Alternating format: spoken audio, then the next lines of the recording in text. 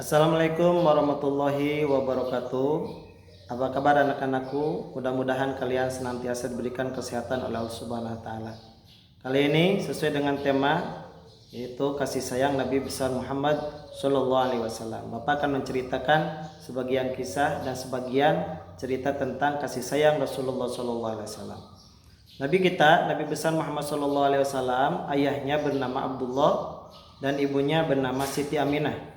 Beliau dilahirkan di Mekah pada tahun gajah. Dinamakan tahun gajah karena pada waktu itu terjadi pasukan gajah yang akan menghancurkan Ka'bah. Kemudian ditolong oleh Allah Subhanahu wa taala dengan dihancurkan pasukan gajah tersebut. Nabi kita, Nabi besar Muhammad sallallahu alaihi wasallam, ketika lahir beliau sudah ditinggal wafat oleh ayahnya yaitu Sayyid Abdullah.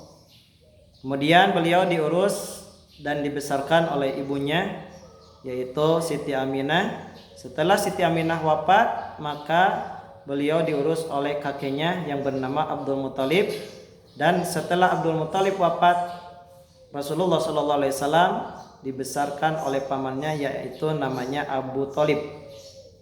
Kemudian pada usia 25 tahun beliau menikah dengan Siti Khadijah, seorang saudagar kaya yang ada di kota Mekah. Hingga pada usia 40 tahun beliau diangkat menjadi nabi dan Rasulullah sallallahu alaihi wasallam. Menjadi nabi yang terakhir dan tidak ada nabi setelah Rasulullah sallallahu alaihi wasallam. Kemudian sebagian kisah dari kasih sayang beliau ketika di Madinah, Rasulullah sallallahu alaihi wasallam menjumpai seorang pengemis yang beragama Yahudi. Setiap hari pengemis tersebut membicarakan kejelekan dan menjelekkan Rasulullah sallallahu alaihi wasallam. Dikatakanlah kata pengemis tersebut bahwa Muhammad itu adalah seorang yang kasar, seorang yang haus kekuasaan, seorang pembohong, bahkan seorang penyihir. Tapi pada waktu itu sahabat mau menegur orang yang Yahudi tersebut. Kemudian datanglah Rasulullah sallallahu alaihi wasallam. Rasulullah sallallahu alaihi wasallam memberikan 2 keping uang emas. Dan demikian terus setiap hari Rasulullah sallallahu alaihi wasallam datang terhadap pengemis tersebut dan memberikan makan kepada pengemis tersebut. Setiap hari dikasih makan, setiap hari mengobrol, dan pengemis tersebut tidak berhenti, terus mengoceh, menjelek-jelekan Nabi kita, Nabi besar Muhammad sallallahu alaihi wasallam. Tapi Rasulullah sallallahu alaihi wasallam tidak memberitahukan bahwa dirinya adalah Rasulullah. Terus setiap hari demikian sehingga wafatlah Rasulullah sallallahu alaihi wasallam. Ketika itu salah satu sahabatnya yaitu Sayyidina Abu Bakar Siddiq datang ke rumah istri Rasulullah yang bernama Siti Aisyah. Dikatakanlah oleh Abu Bakar, ditanyakan kepada Siti Aisyah, "Wahai anakku Siti Aisyah, adakah perbuatan Rasulullah sallallahu alaihi wasallam yang belum aku lakukan?"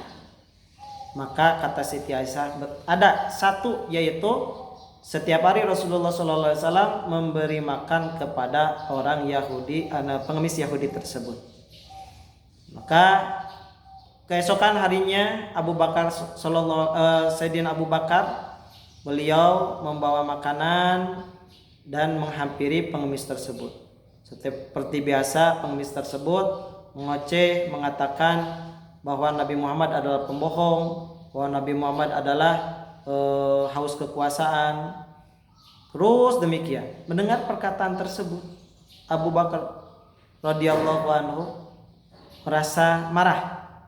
Kemudian makanannya dikasihkan kepada pengemis tersebut dengan cara kasar. Maka pengemis tersebut merasa kaget.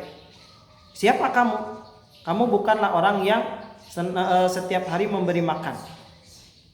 Biasanya yang memberi makan dengan lemah lembut, bahkan menanyakan apa kabar, kemudian santun, berkata baik, tidak pernah berkata kasar. Ini kamu siapa?"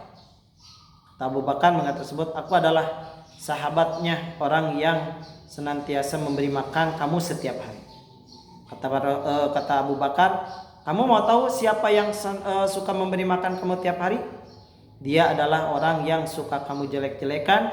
Dia adalah Nabi Muhammad sallallahu alaihi wasallam. Dengar perkataan Nabi Abu Bakar tersebut, maka pengemis tersebut menangis dengan terseduh-seduh. Tidak menyangka bahwa orang yang senantiasa dijelek-jelekan oleh beliau, oleh dia, ternyata dia adalah orang yang penuh kasih sayang, yaitu Rasulullah sallallahu alaihi wasallam. Begitu besar Rasulullah kasih sayangnya terhadap kita, terhadap umatnya. Bahkan ketika beliau wafat, yang dititipkan adalah ummati, ummati, umat kami, jaga umat kami, jaga umat kami. Maka pantaslah kalau kita senantiasa membacakan sholawat kepada Rasulullah sallallahu alaihi wasallam. Marilah kita bersolawat, sholawat Badar. Mudah-mudahan kita semua menjadi umat-umat kanjeng Rasulullah sallallahu alaihi wasallam yang akan menerima syafaat dari beliau. Salatullah salamullah ala toha rasulillah. Salatullah salamullah ala yasin habibillah. Salatullah salamullah ala toha rasulillah.